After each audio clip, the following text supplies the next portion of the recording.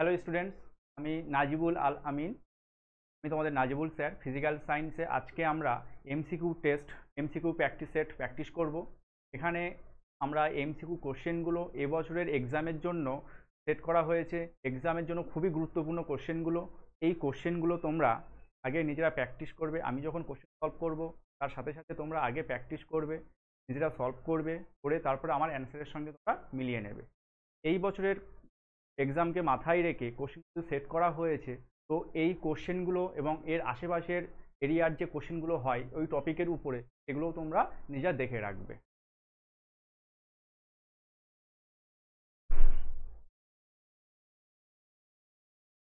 Exam অ্যালবামের তরফ থেকে অভিলম্ব ব্যাচ লঞ্চ করা হয়েছে।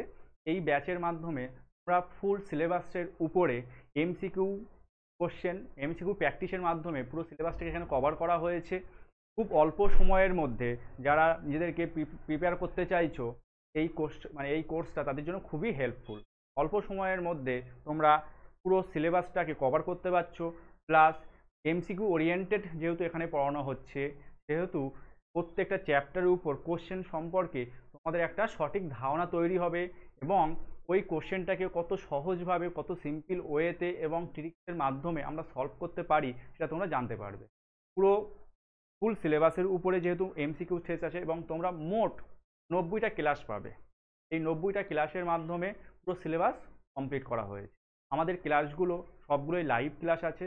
যদি তোমরা কোনো লাইভ ক্লাস অ্যাটেন্ড না করতে পারো, সেই ক্লাসের তোমরা ভিডিও রেকর্ডেড পেয়ে যাবে। তো রেকর্ডেড ভিডিও দেখে তোমরা নিজেদের সুবিধা মতো সময় সেটা আবার দেখতে পারো।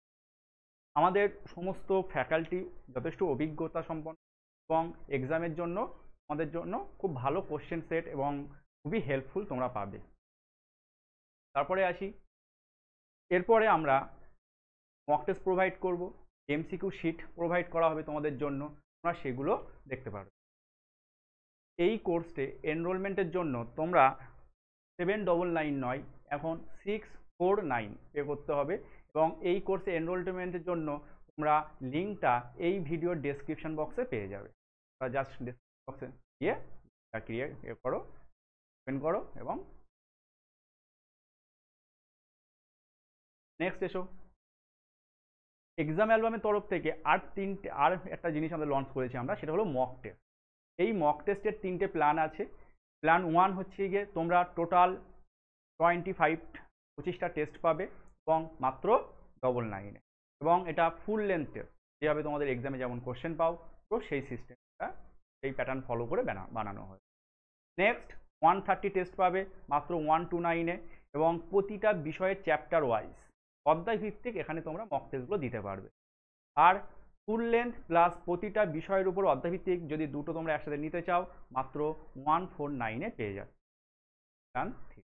ঠিক আছে। মক টেস্টটা খুবই প্রয়োজনীয় এই কারণে যে এক্সামের সময় বাড়িতে বসে তুমি যখন এমসিকিউ সলভ করছো সেটা একটা বিষয়, এবং এক্সামের সময় যখন এমসিকিউগুলো সলভ করবে তখন একটা আলাদা প্রেশার ফিল হবে, এক্সামের অ্যাটমসফিয়ার আলাদা হবে। তো নিজস্ব এই অভিজ্ঞতাটা আগে থেকে যদি তোমার থেকে থাকে তাহলে এক্সামের এমসিকিউগুলো সলভ করা তোমার পক্ষে খুবই হেল্পফুল হবে এবং এই পরিবেশটা এবং এই প্র্যাকটিসটা তোমাকে মক টেস্টের মাধ্যমে অ্যাচিভ করতে। মক টেস্টগুলো টাইম ম্যানেজমেন্ট, তুমি নিজেকে টাইম ম্যানেজ করতে পারবে। আরও বেশি উপকার আরেকটা জায়গা, সেটা হলো তোমার উইক জোন এবং স্ট্রং জোনটাকে তুমি চিনতে পারবে। তোমার উইক জোনকে তোমার এখনও বেশি টাইম দিতে হবে যাতে উইক জোনটাকে আরও বেশি ওখান থেকে নাম্বার তুমি ক্যারি করতে পারো। তো সুতরাং তোমরা বুঝতেই পারছো মক টেস্ট অত্যন্ত প্রয়োজনীয় একটা টপিক এবং খুবই প্রয়োজন এটা এক্সামে ভালো রেজাল্ট করতে।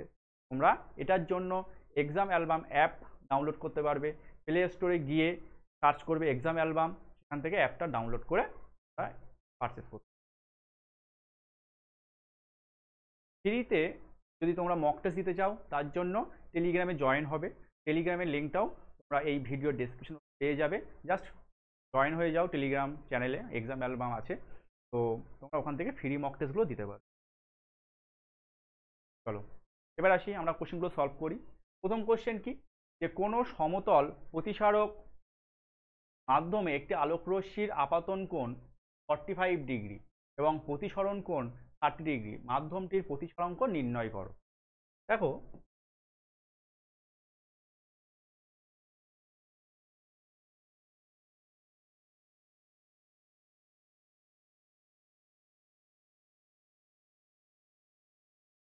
আলোক রশ্মি 45 ডিগ্রি অ্যাঙ্গেলে আসছে। এই হলো আমাদের আপাতন কোণ 45 ডিগ্রি। প্রতিসরণ কোণ কত বলেছে? 30 ডিগ্রি। তার মানে আগের থেকে কমে গেছে এবং অভিলম্বর দিকে সরে, এটা হলো। এবার আমাদেরকে কি বের করতে হবে? প্রতিসরাঙ্ক নির্ণয় করতে। আমরা কোন সূত্রে অ্যাপ্লাই করব? আমাদের প্রয়োজনীয় সূত্র হবে mu is equal to sine i by sine r. এটা হলো আমাদের প্রয়োজনীয় সূত্র। এটাকে আমরা সলভ। মিউটা কি? মিউটা হলো প্রতিসরাঙ্ক। সাইন আই, আইটা কি? আই হলো আপাতন কোণ, আর আরটা হলো প্রতিসরাঙ্ক। তাহলে সাইন আই, তাহলে সাইন আই মানে হলো 45 ডিগ্রি আপাতন কোণের মান, প্রতিসরণ কোণের মান সাইন 30 ডিগ্রি। এবার আমাদেরকে সাইন 45 ডিগ্রি এবং সাইন 30 ডিগ্রি মানটা আমরা এখানে বসাবো। দেখো মানটা কত? Sine 45 degree is equal to কত হবে? 1/√2 and sine 30 degree is equal to, মানটা এখানে পুট করে দেই আমরা। সাইন 45 ডিগ্রি মানে হলো 1/√2 অ্যান্ড সাইন 30 ডিগ্রি তার মানে হলো হাফটা আমরা এটাকে দিয়ে ভাগ করছি, সুতরাং এটাকে আমরা উল্টে দেবো। তাহলে কি হবে? বাই 1। কাটাকুটি করলে কত হয়? কাটাকুটি করলে হবে বাই√, কাটাকুটি করে দাও, তাহলে √2। √2 কেন? যেহেতু আমরা জানি যে 2 ইজ ইকুয়াল টু কি হয়? √2 মাল্টিপ্লাই, তাহলে একটা √2 কেটে গেল, থাকলো √2। তাহলে অ্যান্সার কি হবে? আচ্ছা এখানে অ্যান্সার দেখো, √2 দিয়ে কোনো অ্যান্সার দেওয়া নেই। অপশানগুলো কি কি আছে? 1.414, 1.732, 1.241 অ্যান্ড 2.002। এখানে 1.414 এটা হলো √2 এর ভ্যালু। এটা আমাদের মুখস্থ রাখতে হবে যে √2 মানে 1.414, এটা তোমাকে মুখস্থ রাখতে। তো আমরা এটা মনে রাখলাম। এটা ছাড়া √2 যখন 1.44, হয়তো অন্য কোনো ম্যাথ আসলো, সেখানে আমাদের অন্য কোনো ভ্যালু আসলো, সেক্ষেত্রে আমাদের √2 অ্যান্ড √3 এই দুটোর মান মুখস্থ রাখতে হয়। √2 কি হয়? 1.414 অ্যান্ড √3 ইজ ইকুয়াল টু হয় 1.732, এটা মুখস্থ রাখবে। তাহলে আমাদের রাইট অ্যান্সার কি হবে? 1.41। ক্লিয়ার হলো? Next question. একটি বস্তুকণা 8 মিটার ব্যাসার্ধযুক্ত একটি বৃত্তাকার পথের অর্ধেক দূরত্ব পরিধি বরাবর কি সময় অতিক্রম করলে কণাটির দ্রুতি কি হবে? এটা কি সময় না, এটা টি সময়।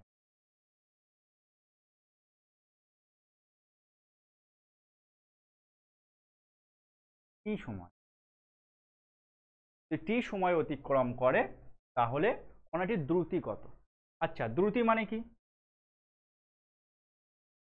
দ্রুতি মানে হলো অতিক্রান্ত দূরত্ব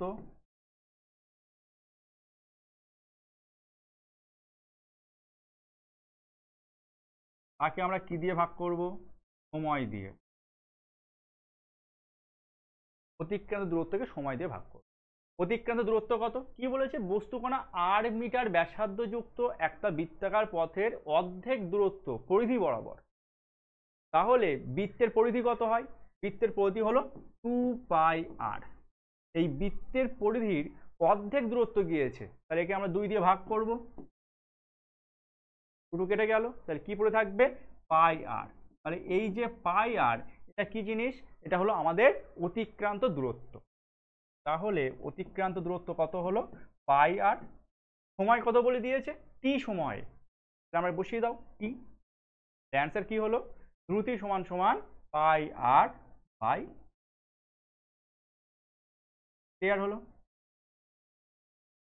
πr by T, option D হলো। নেক্সট দেখো, একটি পাত্রে তরল আছে, পাত্রটি অবাধে পতনশীল হলে তরলে এইচ গভীরতায় চাপ হবে। দেখো পাত্রটা যখন অবাধে পতনশীল, তার মানে তরলটাও কিন্তু অবাধে পতনশীল। আর অবাধে পতনশীল বস্তুর ক্ষেত্রে অভিকর্ষীয় ত্বরণের মান কি হবে? 0 হবে, মনে রাখবে। অবাধে স্থিতিশীল বস্তুর অভিকর্ষজ ত্বরণ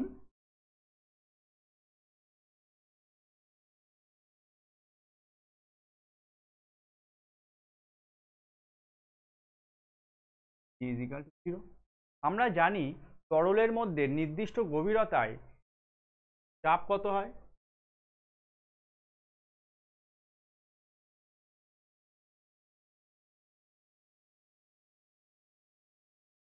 এইচ গভীরতায় চাপ কত হবে? এইচ ও আমরা রোটা হলো এখানে ঘনত্ব, তো আমরা কোনো কোনো বই এটা রো পড়ে থাকি, কোথাও কোথাও আমরা এটা ডি বলে লেখা থাকে। ঠিক আছে, দুটো একই জিনিস। তো এইচ রো জি মানে ঘনত্ব, এইচ হলো গভীরতা, রোটা হলো ঘনত্ব এবং জিটা হলো ত্বরণ।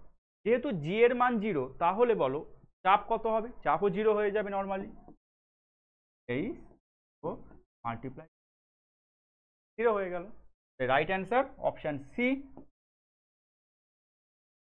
নেক্সট, তাপমাত্রা বাড়ালে তরলের পৃষ্ঠটান কি হয়? তাপমাত্রা বাড়ালে তরলের পৃষ্ঠটান আগের থেকে কমে যাবে, মানে হ্রাস পাবে। কেন? কারণ হচ্ছে গিয়ে কি পরস্পর কণাগুলোর মধ্যে একটা বল কাজ করে, সেই বলটা কি হবে আগের থেকে কমে যাবে, ভেঙে যাবে। কি হবে? তাপমাত্রা বাড়ালে তরলের পৃষ্ঠটান হ্রাস পায়। নেক্সট, একটি পরমাণু এম এর ভর সংখ্যা 31, নিউট্রন সংখ্যা 17 হলে M3+ এর ইলেকট্রন সংখ্যা হবে। দেখো এম এর ভর সংখ্যা কত বলে দিয়েছে? এম এর ভর সংখ্যা হলো 31, নিউটন সংখ্যা 17, তাহলে পরমাণু ক্রমাঙ্ক কত হবে? দেখো ভর সংখ্যা সমান সমান কি? ভর সংখ্যা সমান সমান পরমাণু ক্রমাঙ্ক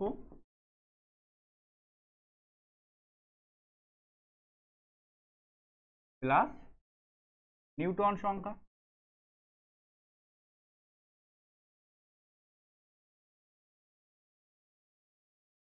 বুঝা গেছে? তাহলে দেখো নিউটন সংখ্যাটা কত বলে দিয়েছে আমাদের? 17 বলে দিয়েছে। ভর সংখ্যা কত বলে দিয়েছে?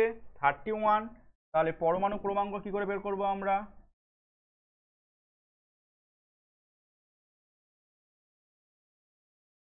পরমাণু ক্রমাঙ্ক 31 মাইনাস 17। নিউটন সংখ্যাটাকে এইদিকে নিয়ে আসলাম, প্লাস ছিল, এদিকে আসলে কি হয়ে যাবে? মাইনাস হয়ে যাবে। তাহলে পরমাণু ক্রমাঙ্ক সমান সমান কি হবে? ভর সংখ্যা মাইনাস নিউটন সংখ্যা। তাহলে ভর সংখ্যা দাও, কত হলো? 17, 31, তাহলে 14। তাহলে পরমাণু ক্রমাঙ্ক হলো 14। তাহলে ইলেকট্রন সংখ্যা কয়টা? এখান থেকে আমরা লিখতে পারি ইলেকট্রন সংখ্যাও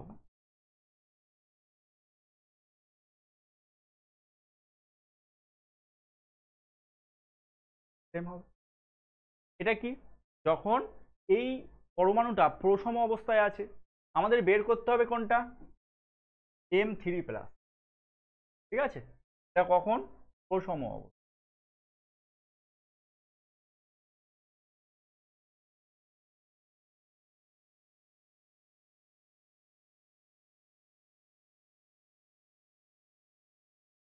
প্রসম অবস্থায় লিখছি না, এখানে আমরা লিখে দেই যে এটা হলো, লিখে দেই যে এম এর,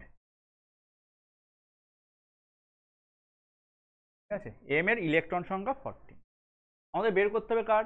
M3+। তাহলে এই যে M3+ আয়নটা তৈরি হলো, ক্যাটায়ন তৈরি হলো। ক্যাটায়ন কখন তৈরি হয়? যখন কোনো প্রসম পরমাণু থেকে তার সর্ববহিস্থ কক্ষ থেকে ইলেকট্রন চলে যায়। তাহলে এখানে কটা ইলেকট্রন চলে গেছে? 3টে ইলেকট্রন চলে গেছে। যেহেতু M3+, 3টে ইলেকট্রন চলে যাওয়ায় এখন M3+ এর ইলেকট্রন সংখ্যা কি হবে? 3টে কমে যাবে।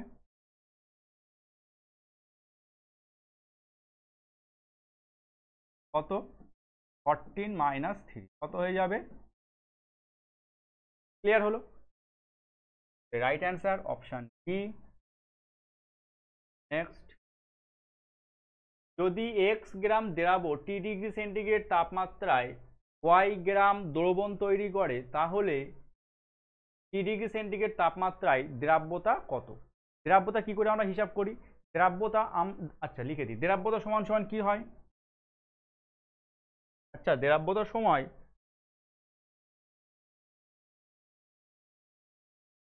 টেম্পারেচারটা খুবই ইম্পর্টেন্ট, কারণ টেম্পারেচার চেঞ্জ হলে দ্রাব্যতা চেঞ্জ হয়। তাহলে এসো, টি°C তাপমাত্রায়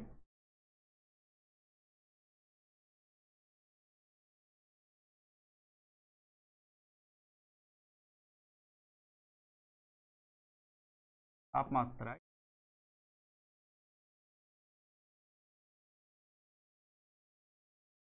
তাপমাত্রায় দ্রাব্যতা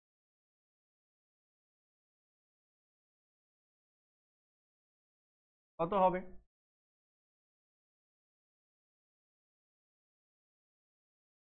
দ্রাবের ভর ডিভাইডেড বাই দ্রাবকের ভর মাল্টিপ্লাই 100। তাহলে এখন দেখো, দ্রাবের ভরকে আমরা কি করব? দ্রাবকের ভর দিয়ে ভাগ করব মাল্টিপ্লাই 100। তাহলে আমার দ্রবণের ভর বলে দিয়েছে, দ্রবণ কতটা? দ্রবণ হলো দ্রাব প্লাস দ্রাব কত? দেখো, দ্রাবের ভর হচ্ছে কি আমাদের বলে দিয়েছে x গ্রাম, প্লাস দ্রাবকটা আমরা জানি না, কিন্তু দ্রবণটা কত বলে দিয়েছে? y গ্রাম। বোঝা গেল? তাহলে আমরা দ্রাবকটা কি করে বের করব? দ্রাবক সমান সমান y মাইনাস x। তাহলে দেখো, দ্রাবের ভর আমরা বলে দিয়েছে, গিভেন ডেটা আমরা জানি কত হবে x, দ্রাবক কত হবে y মাইনাস x মাল্টিপ্লাই। তাহলে আমাদের কোন অপশনটা আসছে? Option D, x by y minus x multiply. Clear হলো? আচ্ছা, এটা হলো ফর্মুলা। পরীক্ষায় এই ফর্মুলা থেকে প্রিভিয়াস ইয়ারও ম্যাথ এসছে, এবং এবছরের জন্য তোমরা এই ফর্মুলার উপরে ম্যাথ দেখে রাখবে। কেমন? ধরো তোমার সেম সেম এরকম ম্যাথই দিয়ে দিল, এখানে যেমন এক্স ওয়াই দিয়ে মানগুলো বলে দিয়েছে, সেক্ষেত্রে তোমার মান বলে দিল 10 গ্রাম হোক বা 12 গ্রাম হোক, 15 গ্রাম হোক, এরকম মানগুলো বলে দেওয়া থাকবে। যদি পুরো দ্রবণের মান বলে দেওয়া থাকে, মান মানে পুরো দ্রবণের ভর বলে দেওয়া থাকে, তো তুমি কি করবে? পুরো দ্রবণের ভর থেকে আগে তোমাকে বের করতে হবে যে ওই দ্রবণের মধ্যে দ্রাবের ভর কতটা এবং দ্রাবকের ভর কতটা। এবার দ্রাবের ভর এখানে যেহেতু মেনশন করে দেওয়া হয়েছে, তাহলে তুমি দ্রাবকের ভরটা কি করে বের করবে? পুরো দ্রবণ থেকে দ্রাবকটা বাদ দিয়ে দেবে, কারণ দ্রবণে কি থাকে? দ্রাবক প্লাস দ্রাবক। তুমি যদি এখন বিয়োগ করে দাও দ্রবণ থেকে দ্রাবকটা, তাহলে তুমি দ্রাবক পেয়ে যাচ্ছ। ক্লিয়ার হলো? এইভাবে ম্যাথ আসতে পারে, এবং যেটা রেশিও হবে সেটাকে তুমি আবার 100 দিয়ে মাল্টিপ্লাই করো।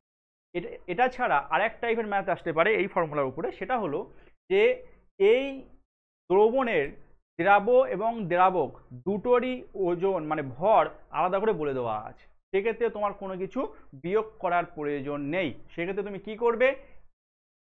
দ্রাবের ভরকে দ্রাবকের ভর দিয়ে ডিরেক্ট ভাগ করে দেবে মাল্টিপ্লাই 100। ক্লিয়ার হয়েছে? নেক্সট কোশ্চেন, বিভিন্ন প্রকার তেজস্ক্রিয় বিকিরণের মধ্যে তড়িৎ চুম্বকীয় তরঙ্গ হলো। তড়িৎ চুম্বকীয় তরঙ্গ কে আছে? আলফা রশ্মি, বিটা রশ্মি, গামা রশ্মি, এক্স রশ্মি। দেখো, যখনই তেজস্ক্রিয় বিকিরণ বলে দিয়েছে, তার মানে কিন্তু অপশন ডি আউট। কেন? কারণ এক্স রশ্মি কিন্তু তেজস্ক্রিয় রশ্মির মধ্যে পড়ে না। আমরা জানি তেজস্ক্রিয় রশ্মি কোনটা কোনটা? আলফা, বিটা এবং গামা। আলফা রশ্মি প্রকৃতি কি? ধনাত্মক। রশ্মি প্রকৃতি কি? ঋণাত্মক। এবং গামা রশ্মি কিন্তু তড়িৎ চুম্বকীয় তরঙ্গ। একমাত্র গামা রশ্মি হবে তড়িৎ চুম্বকীয় তরঙ্গ। ক্লিয়ার হলো? নেক্সট, পরিবর্তনশীল যোজ্যতা প্রদর্শন করে কোন ধাতু? সন্ধিগত মৌল। যারা সন্ধিগত মৌল কেবলমাত্র তারাই পরিবর্তনশীল যোজ্যতা প্রদর্শন করে। পরিবর্তনশীল যোজ্যতা একের অধিক, দুটো করে যোজ্যতা আছে মৌলগুলোর, ঠিক আছে। এবং এদের আরেকটা ইম্পর্টেন্ট বৈশিষ্ট্য হলো এরা রঙিন যৌগ উৎপন্ন করে। এরা যে যৌগগুলো উৎপন্ন করে সবগুলোই কালারফুল হয়, দেখতে সুন্দর হয়। তারপরে এসো, যে যৌগের আণবিক ভরের পরিবর্তে সংকেত ভর নির্ণয় করা হয়। দেখো, আণবিক ভর কোনো মৌলকে আমরা আণবিক ভর দিয়ে প্রকাশ করেছি, যেমন H2O, CaCl2, CH4, মিথেন। তো আবার অনেকগুলো যৌগকে আমরা সংকেত ভর দিয়ে প্রকাশ করি। তো এই সংকেত ভরকে মানে সংকেত ভর দিয়ে প্রকাশ করি কাদেরকে? সমস্ত আয়নীয় বা তড়িৎযোজী যৌগকে। এই সংকেত ভর দিয়ে প্রকাশ করা হয় কাদেরকে?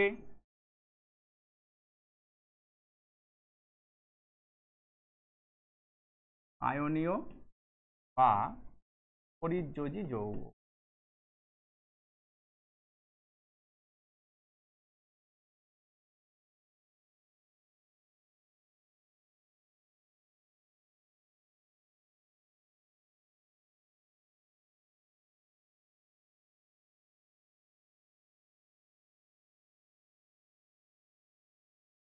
এদেরকে আমরা সংকেত ভর দিয়ে প্রকাশ করে থাকি। ঠিক আছে। এবার আরেকটা কি আছে? আণবিক ভর কাদেরকে প্রকাশ করা হয়?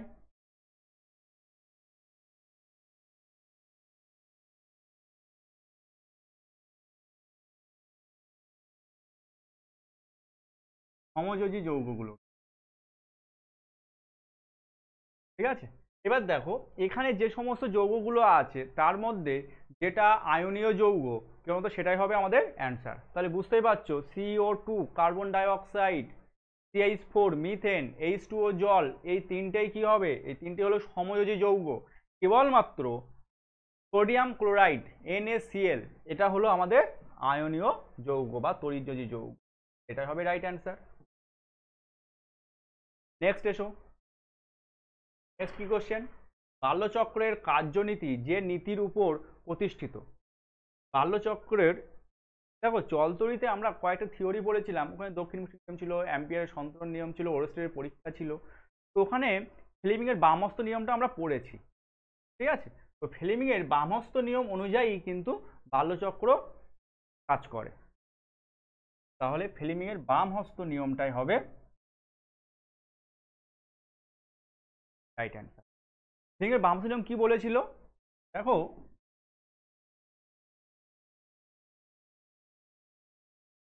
আমরা বাম হাতের তর্জনী, মধ্যমা আর বৃদ্ধাঙ্গুষ্ঠ এই তিনটেকে যদি পরস্পর সমকোণে রাখি এইভাবে, তাহলে দেখো তর্জনী যেটা আছে সামনের দিকে দেখিয়ে দিলাম, যেটা মধ্যমা নিচের দিকে আছে, এবং যেটা বৃদ্ধাঙ্গুষ্ঠ সেটা এই প্লেনের সঙ্গে 90 ডিগ্রি অ্যাঙ্গেলের সামনের দিকে আছে। কিন্তু যেহেতু আমরা 3D আঁকতে পারবো না, সেই জন্য কি করা হয়েছে, বৃদ্ধাঙ্গুষ্ঠটাকে এই দিকে দেখিয়ে দেওয়া।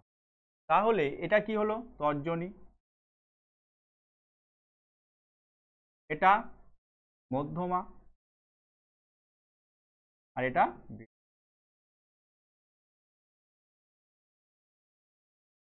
ঠিক আছে। তর্জনী যদি চুম্বক ক্ষেত্রের অভিমুখ প্রকাশ করে, তর্জনী কি? চুম্বক ক্ষেত্র।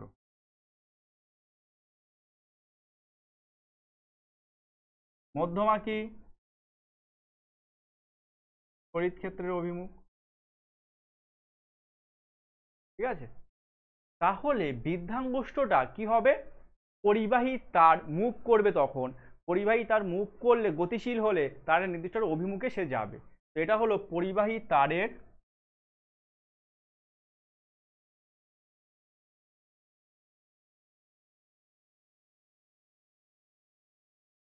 গতির অভিমুখ।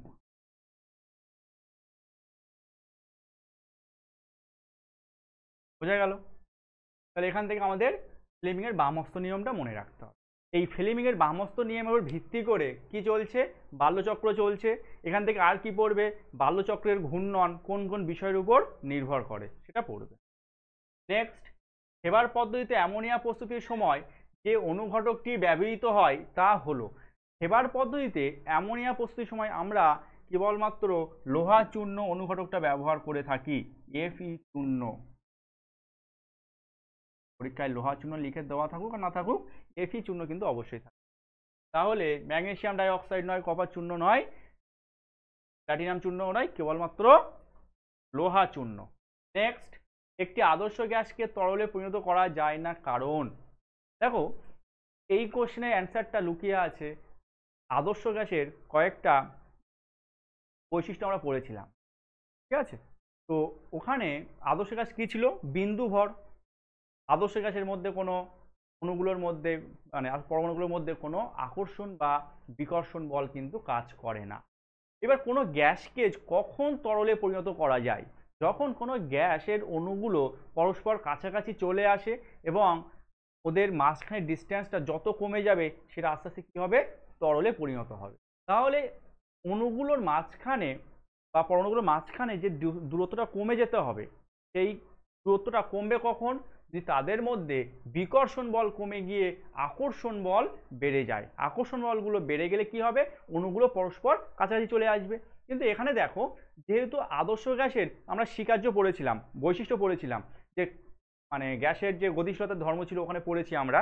তো ওখানে বলাই আছে যে আদর্শ গ্যাসগুলোর মধ্যে কোনো আকর্ষণ বা বিকর্ষণ বল কাজ করে না। তাহলে আদর্শ গ্যাসগুলো কখনো কিন্তু তরলে পরিণত করা যায় না এই কারণে। কি কি আছে? গ্যাসের অণুগুলোর বেগ বিভিন্ন হয়, নয়, এটা ঠিক নয়। অণুগুলির মধ্যে ক্রিয়াশীল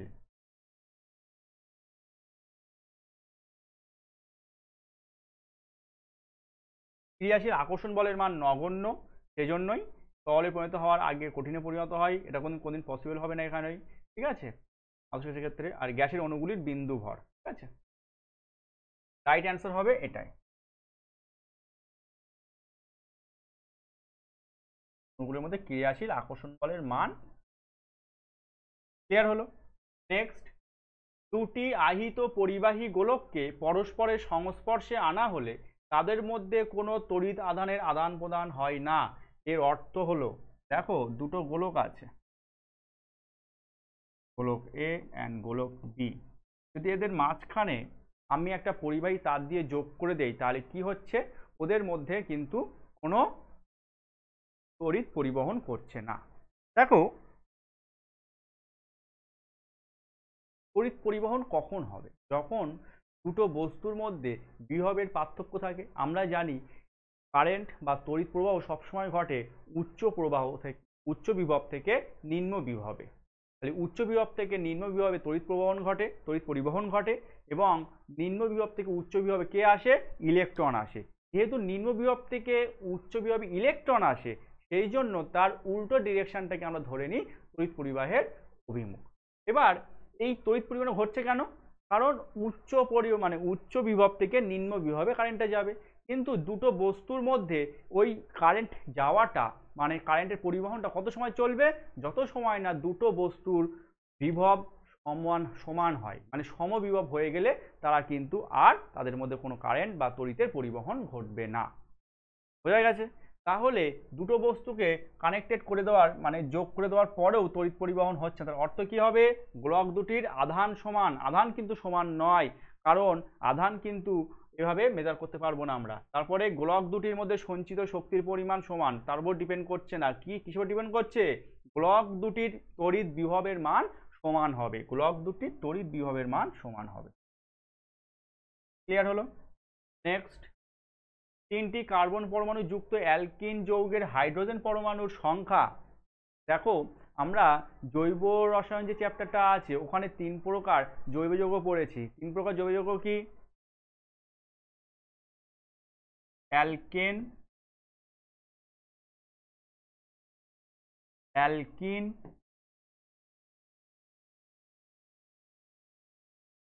আর অ্যালকাইন।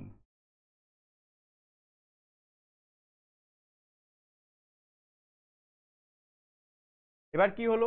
অ্যালকেন, অ্যালকিন আর অ্যালকাইন এদের সংকেত আছে। কি? অ্যালকেন হলে কি হবে? CnH2n+2। অ্যালকিন হলে কি হবে? CnH2n, মনে রাখবে। আর এটা হবে CnH।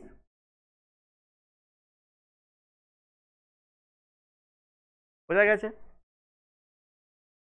তা আমাদের কি চেয়েছে? অ্যালকিন চেয়েছে। কই কই অ্যালকিন যৌগ। তাহলে এই অ্যালকিন যৌগের সংকেত কি হয়? CnH2n। এই এনটা কি? এনটা হলো কার্বন পরমাণুর সংখ্যা। তাহলে এনটা হলো কার্বন পরমাণুর সংখ্যা।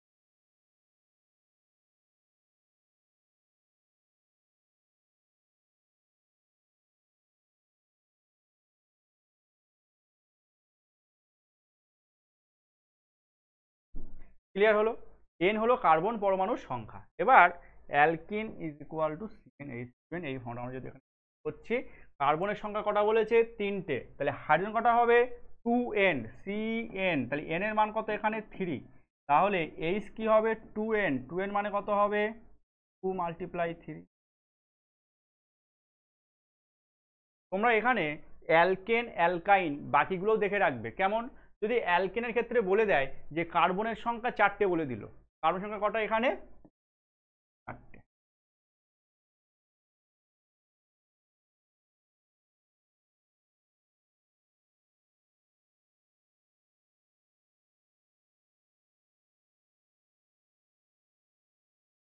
দেখো, মনে করে একটা উদাহরণ দিয়ে দিই তোমাদের। অ্যালকেনের ক্ষেত্রে কার্বনের সংখ্যা কটা বলে দিল? 4টে। তাহলে যদি C4 হয় তাহলে H কটা হবে? H হবে 2n + 2, তার মানে 4 × 2 = 8 প্লাস। ক্লিয়ার হলো?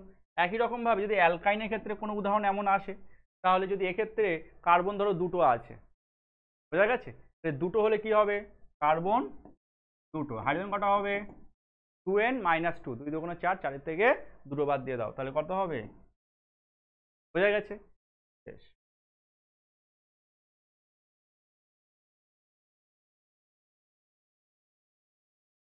আচ্ছা, এখান থেকে একটা কোশ্চেন জেনে রাখো যে সব থেকে সরলতম অ্যালকেন কোন? রাখবে এখান, সরলতম অ্যালকেন। সরলতম অ্যালকেন হতে গেলে কার্বনের সংখ্যা কয়টা হতে হবে? একটা হতে হবে। Carbon C = 1। তাহলে H = কি হবে? H = 2n, n = 1, তো এই 2 × 2 প্লাস 2 কত হয়ে গেল? 4। তাহলে কার্বন 1 আর হাইড্রোজেন 4, তাহলে কি হয়ে গেল? CH4। এই মিথেনটা হলো সব থেকে সরলতম অ্যালকেন। কোশ্চেনটা ভালো জেনে রাখো। নেক্সট, এসটিপিতে 11.2 লিটার কার্বন মনোক্সাইডের ভর গ্রাম এককে কত হবে? আচ্ছা, আগে কার্বন মনোক্সাইডের আণবিক ভর কত? সংকেত কি? CO। তাহলে কার্বন কত হয়? 12, অক্সিজেন কত? 16, আণবিক ভর হলো 28। তাহলে কোনো গ্যাসের গ্রামে প্রকাশিত তার যে আণবিক ভর 28 গ্রাম এটা হয়েছে কার্বন মনোক্সাইডের ক্ষেত্রে, সেটা কি হবে? তার আয়তন হয় 22.4 লিটার। কখন? এসটিপিতে। তাহলে এসটিপিতে 28 গ্রাম কার্বন মনোক্সাইডের আয়তন কত?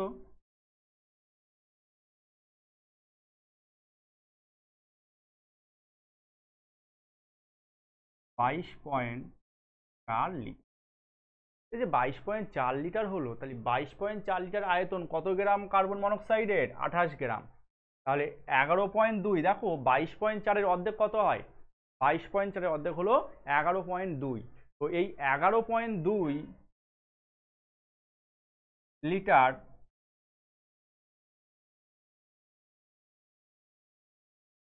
আয়তনের কার্বন মনোক্সাইড সমান সমান কি হবে? 28/2 গেল 40। রাইট অ্যান্সার হবে অপশন বি। ক্লিয়ার হয়েছে? Thank you.